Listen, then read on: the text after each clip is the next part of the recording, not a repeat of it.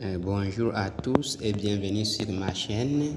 Aujourd'hui, nous allons travailler sur les primitives, une notion essentielle qui vous prépare pour comprendre les intégrales en mathématiques.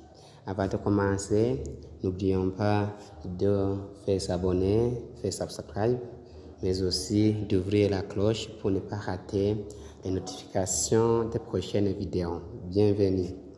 Maintenant, comme cette primitive n'est pas une primitive exacte, je peux passer par la méthode dont on multiplie par le cosinus pour le numérateur et le cosinus aussi pour le dénominateur.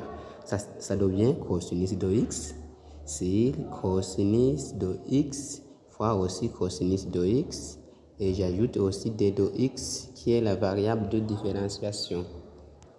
Alors, maintenant, vous voyez que cette primitive devient primitive de cosinus de x sur cosinus carré de x d de x. D'après la formule fondamentale de la trigonométrie, nous dit que cosinus carré de x égale moins sinus carré de x.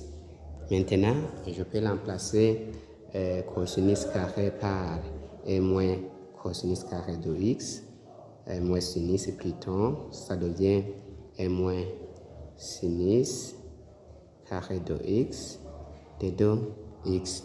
Maintenant, vous voyez, puisque je vois que si on pose t, posons t égale sinus de x, vous voyez que dt égale cosinus de x de 2x.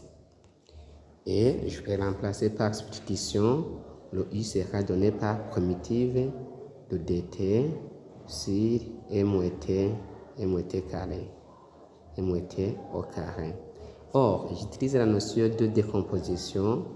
La décomposition, puisque nous avons le dénominateur aussi décomposable, par décomposition, nous avons 1 sur t, facteur de 1 plus t, sera donné par 1 sur t, plus, ce n'est pas 1 c'est a, plus b sur 1 plus t. Maintenant, je peux prendre produit des moyens, produit des rem. Maintenant, je prends, vous voyez ici, je peux prendre ceci, je peux prendre ce terme, je peux multiplier avec ce terme.